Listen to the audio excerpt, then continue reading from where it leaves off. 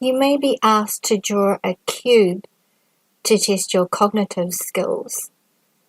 So I've just opened up a Microsoft OneNote just so I can show you electronically, but you can do this on a piece of paper with pen or pencil as well. So I'm just going to select my pen. So you start with a square.